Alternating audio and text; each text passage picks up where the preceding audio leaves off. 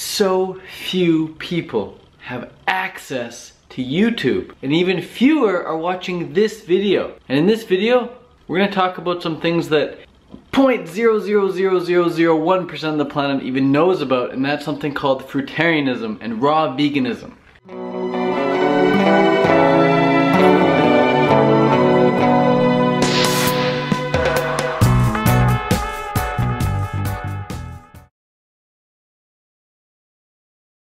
Tip number 1, be willing to change your identity. Be willing to change your self-image. Be willing to be that better person. Be willing to be the best version of yourself. Be willing to potentially offend some people just by eating healthy foods. Be willing to stand out because you're eating a couple more bananas than most people are accustomed to seeing people eat. Be willing to be the person loading up the car with just pounds and pounds and pounds of fruit. Be willing to be a little weirdo for a little while. Don't worry about what other people think. Just focus on becoming the best you and keep focusing on you. Just focus on you and the fruit. Focus on you and the fruit. If you focus what other people think, you're gonna want to give in to the peer pressure, the social temptation, and just be like everybody else. But when you hold your own and you set the example and you stay the course, you get the results that you want. You get to feel as amazing as you want. And you won't care what other people think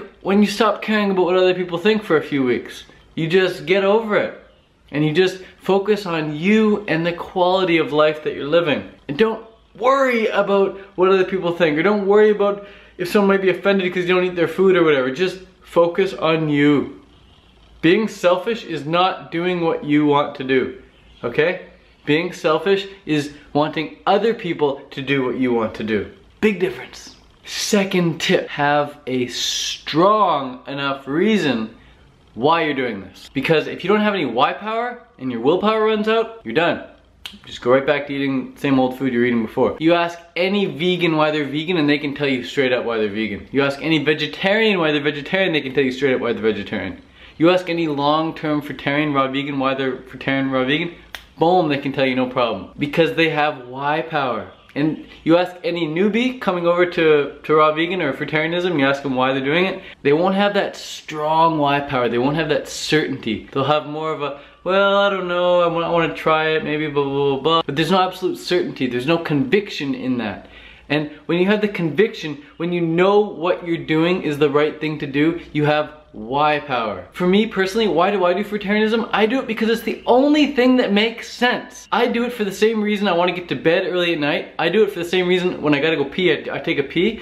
I do it for the same reason that it feels good to give to somebody, give them a gift. I do it just because it feels good. I do it because every other animal in nature is doing it as well, and they're living clean, healthy, disease-free lives. I'm doing it because it tastes so good and no cooked food can ever compare. I'm doing it because it keeps my skin really clear. I'm doing it because it keeps me in a really good mood. I'm doing it because it prevents insomnia. When I was eating cooked food, I would have insomnia. I do it because I don't want any balls and chains. That's probably the biggest reason. Reason number 9 for me right there. Don't want any balls and chains. Cooked food for me, big ball and chain. Having to eat food when you don't want to eat it, that's a ball and chain, man. And I hate balls and chains. I hate them.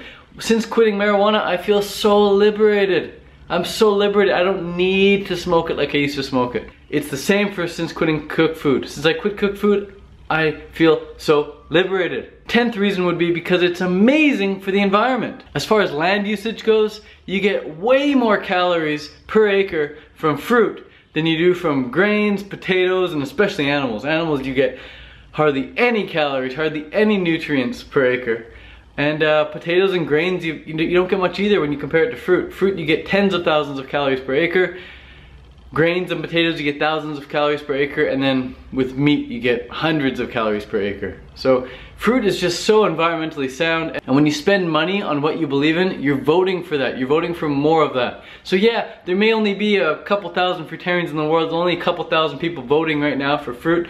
But 10 years ago, there was maybe 20 people. And now they kept voting, they kept inspiring other people. And now there's a couple thousand fruitarians. So sure enough, there's gonna be more and more people voting. And I'm just staying the course. I'm just doing what I know is right. And that's my why power. So you gotta have why power, man. And once you have your why power, and once you have that self-image of someone who does eat fruit, everything else falls into place. I don't need to tell you to stock up your house with fruit because you're automatically gonna do that. I don't really need to tell you to stay inspired because you're already gonna naturally stay inspired. At least once a week when I'm eating a big fruit meal, I'll just put on a YouTube video of either Dan McDonald talking about the power of fruits and vegetables, Ann Osborne talking about fruit, Mike Arnstein talking about fruit. Like I just want to get inspired, you know? Nobody needs to tell you to do that. When you have the self-image of someone who just eats fruit, and when you have your why power, nothing can stand in your way, guys. Next step would be the third biggest tip, which I didn't tell you I was gonna give you, but I'll give it to you right now. Have a vision for your future. Have a vision. Know what your ideal life looks like from morning to night. Know what you do first thing in the morning, know what you do right after that, know what you want to do midday, know who you want to hang out with, know what you want to watch, then know what you do right before bed. Get your routines down and describe your perfect life. And when you have that vision, it's much easier to live in that vision, and you'll be more likely to know whether or not things are either serving you or not serving you. And that'll help you really succeed long term on a fruit diet. If you guys liked this video or you learned something from it, give me a thumbs up and send me a message, private message, or a comment down below with something that you're struggling with, and I'll do my best to help you out. Peace.